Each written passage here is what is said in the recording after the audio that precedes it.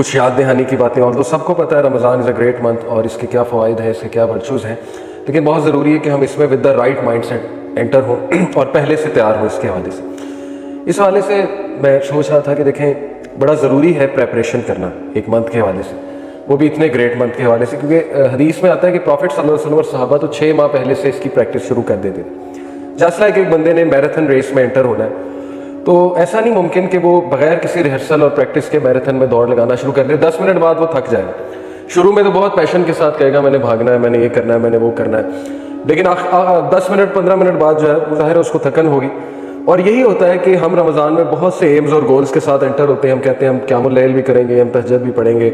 ہم ڈیلی تراویح میں بھی کھڑے ہوں گے، لیکن 5-6 دن بعد جو ہے نا وہ آہستہ آہستہ وہ پیشن وہ ختم ہوتا جاتا ہے۔ وجہ یہی ہے کہ ہم نے پہلے سے اپنے آپ کو تھوڑا وارم اپ نہیں کیا۔ وارم اپ ایکسرسائز بہت ضروری ہے رمضان سے۔ جیسے اگر کسی نے میراتھن میں بھاگنا ہے تو وہ 10-15 دن پہلے بس 1-1 کلومیٹر بھاگنا شروع کر دیتا ہے، اپنے مسلز کو فلیکس کرنا شروع کر دیتا ہے، تاکہ جب وہ مومنٹ آئے تو وہ ٹائرڈ نہ ہو جائے اور اس کے پہلے سے جو ہے وہ ایک اسٹیمنا بھی بنا ہو اور پہلے سے اس میں وہ سکت بھی ہو۔ تو آپ نے دیکھا ہے کہ بہت سے لوگ جو ہے وہ بڑے بڑے گولز تو بناتے ہیں رمضان کے حوالے سے، لیکن آہستہ آہستہ وہ گولز ختم ہوتے جاتے ہیں یا وہ اچیو نہیں کر پاتے انہیں، اور رمضان ایک عام سا منتھ پھر رہ جاتا ہے ان کے لیے، بس 5 نمازیں چل رہی ہوتی ہیں، اس کے علاوہ کچھ خاص جو ہے وہ نہیں ہو پاتا، کیونکہ روٹینز بھی آج کل ایسی ہیں۔ اب رمضان آپ کو پتہ ہے کہ وہ ایسے ڈیز میں جو ورکنگ آورز ہیں، زیادہ تر لوگ آفس میں ہوں گے، اسکول میں ہوں گے، یونیورسٹیز میں ہوں گے، اپریل کا منتھ جو ہے وہ ظاہر ہے ایک ورکنگ منتھ ہوتا ہے، تو اس میں کس طرح ریئلسٹک گولز بنانا اور ان گولز کو اچیو کرنا یہ ہمارے لیے بہت ضروری ہے، اور وہ گولز کس لیے بنانے ہیں یہ بھی ہمارا جاننا بڑا ضروری ہے۔ دوسرا دیکھیں، میں ریسنٹلی دبئی گیا تو دنیاوی سفر کے لیے ہم اتنی پریپریشن کرتے ہیں، اتنی ریسرچ کرتے ہیں، ٹو ڈو لسٹ نکالتے ہیں، ایک ایک چیز ریسرچ کرتے ہیں، places to visit in Dubai, which places are worth my money, my time, my effort وغیرہ وغیرہ۔ لوگوں کو کال کرتے ہیں کہ مجھے بتاؤ میں دبئی آ رہا ہوں یا فلانی جگہ آ رہا ہوں، میں کہاں جاؤں، کیا کروں، کہاں جانا چاہیے۔ کیا یہی ریسرچ، یہی انٹرسٹ رمضان کے لیے ہے ہمارا؟ کیا ہم کوئی آرٹیکل کھول کے پڑھتے ہیں کہ ہم یہ ریسرچ کرتے ہیں؟ کیونکہ دیکھیں نا، دنیا میں تو ہم ریسرچ کرنے پہنچ جاتے ہیں، کوئی چھوٹا سے چھوٹا ہم نے جوتا بھی لینا ہو تو دنیاوی معاملے میں ہم ریسرچ کرتے ہیں، باٹا کا اچھا ہے، سروس کا اچھا ہے، انڈیور کہاں کا اچھا ہے۔ تو دینی معاملے میں تھوڑی سستی برتتے ہیں، دینی معاملے میں ہم اس کے انتظار میں رہتے ہیں کہ کوئی بتائے گا ہمیں آ کے، ایسے نہیں ہوتا ہے۔ ہمیں دینی معاملے میں زیادہ ریسرچ کرنی چاہیے اور زیادہ پیشن شو کرنا چاہیے اور خود سے پڑھنا چاہیے۔ بے شمار کتابیں رمضان کے ورچوز پہ، ہمیں ایسے اعمال کی لسٹ نکالنی چاہیے جو سب سے بہترین اعمال ہے اللہ تعالیٰ کے نزدیک، کیونکہ we are entering a great month, جس منتھ میں ریوارڈ زیادہ ہوتا ہے، آبویس سی بات ہے، ایک عام سا عمل آپ کریں گے اس کا بہت گریٹ ریوارڈ ہوگا، تو ایسی اپرچونٹی مس نہیں کر سکتا ایک مسلمان، ایک ذی شعور مسلمان۔ ایک ایسا منتھ جو فارگیونیس کا منتھ ہے، اس میں جتنی اللہ کی رحمتیں آپ سمیٹ لو گے اتنا بہتر ہے آپ کے لیے، آنے والی زندگی کے لیے بہتر ہے۔ ایک ایسا منتھ جو ٹریننگ کا منتھ ہے، جس میں آپ 1 منتھ ٹریننگ کرو گے اور وہ ٹریننگ 11 منتھس آپ کو فائدہ دے گی۔ تو اس لیے اس پہ بھی جتنی آپ ریسرچ کریں گے اچھا، جتنے آپ اس پہ آرٹیکلس پڑھیں گے، یہ پڑھیں رسول اللہ کیسے اس پہ پریپریشن کرتے تھے، احادیث پڑھیں، رمضان پہ احادیث نکال لیں، سمپل گوگل پہ لکھیں حدیث آن رمضان پڑھیں، تقوی کے بارے میں پڑھیں، تقوی کیا ہے، تقوی والے اعمال کیا ہیں، اللہ کو کون سے اعمال سب سے زیادہ محبوب ہیں، اور وہ لسٹ بنائیں۔ اسی طرح مائنڈ پریپیئر ہوتا ہے نا، مائنڈ کو بھی آپ میسج دے رہے ہیں کہ بھائی پریپیئر ہو جاؤ اس منتھ کے بارے میں، ایسا نہ ہو کہ آپ انپریپیئرڈ اس منتھ میں انٹر ہو اور پھر رینڈمنس ہو اور پھر پتہ بھی نہ لگے کہ کون سے اعمال کرنے ہیں۔ جتنا ویل پریپیئرڈ ہوں گے اتنا ہمارے لیے بہتر ہے۔ تو انشاءاللہ ہم کچھ بات کرتے ہیں، میں آپ کو کچھ سٹیپ بائی سٹیپ جو ہے وہ سجیشنز دیتا ہوں کہ اس منتھ میں انٹر ہونے کے لیے کیا کیا چیز انڈرسٹینڈ کرنا جو ہے وہ ضروری ہے۔ سب سے پہلا سٹیپ یہ ہے کہ you understand the nature of fasting, اور اس سے میری کیا مراد ہے۔ ظاہر ہے کہ جب روزوں کا ذہن میں نام آتا ہے تو پکوڑے، سموسے، رولز، یہ ساری چیزیں ذہن میں آتی ہیں، جو کہ بڑا مشہور ہے ہمارے یہاں، بلکہ لوگ مائنڈ کر جاتے ہیں اگر ان کے سامنے پکوڑے نہ رکھو، وہ کہتے ہیں یہ افطاری صحیح سے کرائی نہیں، اگلے نے کوئی ہیلدی چیز رکھ دو مائنڈ کر جاتے ہیں، یعنی فروٹ ہیلدی ہے، کھجوریں ہیلدی ہیں، اور زیادہ نہ کھلاؤ تو لوگ غصہ بھی ہو جاتے ہیں جب افطاری کی جائے۔ تو اہتمام بہت کیا جاتا ہے ہمارے یہاں ماشاءاللہ سب کانٹیننٹ میں، روح افزا مسٹ ہے، پکوڑے مسٹ ہیں، چکوریاں کہہ لیں وہ آئلی پروڈکٹس مسٹ ہیں، پھر یہ سموسے اور رولز لوگ اسپیشل بنواتے ہیں۔ ٹھیک ہے، اللہ تعالیٰ کی حلال کردہ چیزیں کھانے میں کوئی حرج نہیں ہے، منع نہیں ہے، بلکہ خوشی کا موقع ہے، افطاری خوشی سے ہی کرنی چاہیے۔ بٹ بات یہ ہے نا کہ سم وے ڈاؤن دا لائن ان چیزوں کی وجہ سے ہم اصل مقصد سے ہٹ جاتے ہیں اور اپنے اوپر بہت برڈن لے لیتے ہیں۔ خواتین پہ بہت برڈن ہوتا ہے، مردوں کی ڈیمانڈ بہت ہوتی ہے، افطاری میں یہ ہونا چاہیے، سحری میں بھی یہ چیزیں ہونی چاہیے،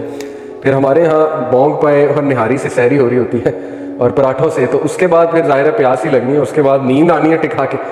تو وہ بونگ پائے کھا کے جب آپ سو گے تو ٹکا کے سو گے. بٹ ہماری جو یوتھ ہے چونکہ انہوں نے دیکھا ہی ہے ایڈز میں, اشتہارات میں, ہر جگہ کہ بیکاز جو ویسٹ کا کنسیپٹ ہے نا امپاورمنٹ کا, ویسٹ کا جو کنسیپٹ ہے سکسیس کا, ترقی کا, وہ یہی ہے کہ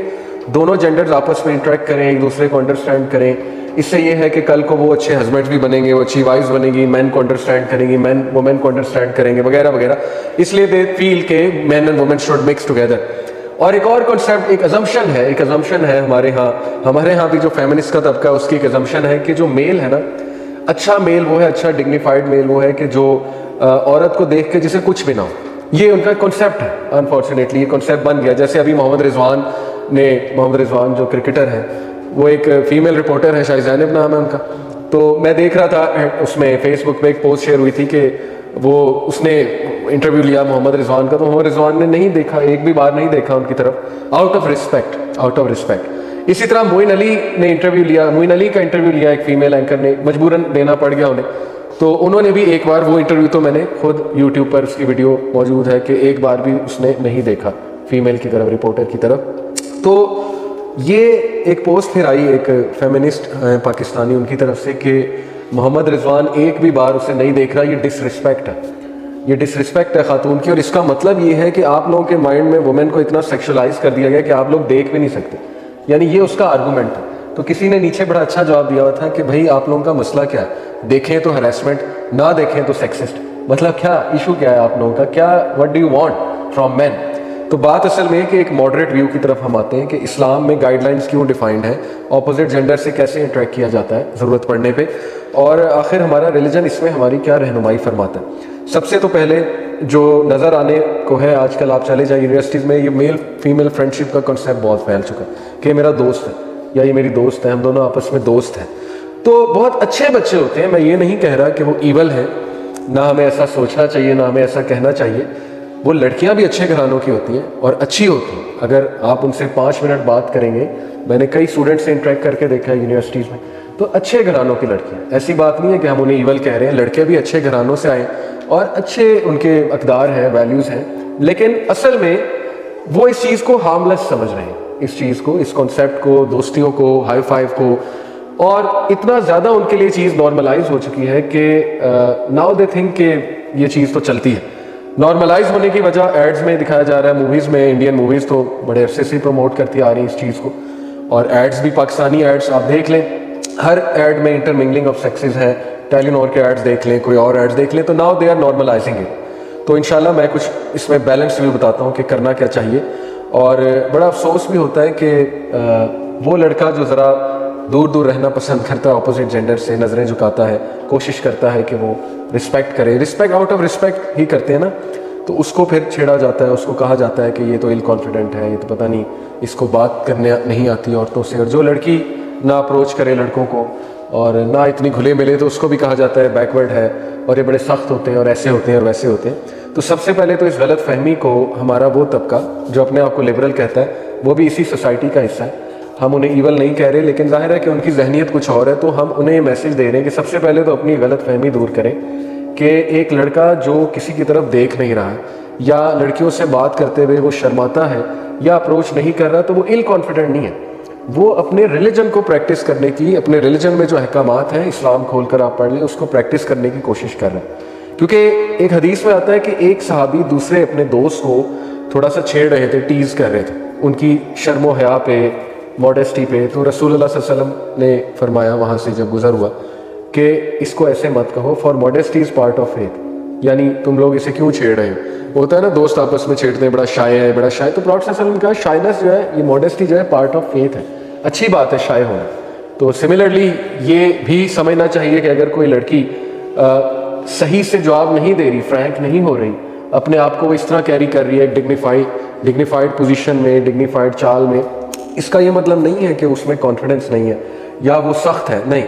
وہ بھی قرآن کا جو حکم ہے سورہ احزاب کا کہ جب تم اپوزٹ جینڈر سے بات کرو, پروفٹ کی وائفز کو حکم ہے کہ جب آپ بات کریں تو اپنی آواز کو بالکل بھی سافٹ نہ بنائیں, بلکہ ایک ڈگنیفائڈ ٹون میں بات کریں, تاکہ وہ کہ جس کے دل میں کوئی بیماری ہے یا کچھ بری نیت ہے, تو وہ اس کو یہ نہ لگے بات کر کے اپوزٹ جینڈر سے کہ میرے پاس ایک چانس ہے to get more free. Point اس کہ آپ کو ایسے کیری کرنا ہے اپنے آپ کو کہ آپ رسپیکٹ بھی کریں اپوزٹ جینڈر کی، ساتھ میں آپ انہیں یہ بھی میسج دیں کہ فرینکنس جو ہے وہ مناسب نہیں ہے دونوں جینڈرز کے درمیان، بالکل بھی مناسب نہیں ہے۔ ایک ایسی سٹیج آتی ہے عمر کی، ظاہر ہے کہ جب وہ لوگ میچور ہو جاتے ہیں، لوگوں کو سمجھ آ جاتی ہے، تب بھی ایون اسلام کے یہی احکامات لاگو۔ جو کچھ سنا گیا اللہ پاک اس پر عمل کرنے والا اور آگے لوگوں تک پہنچانے والا بنائے۔ مزید اصلاحی بیانات کے لیے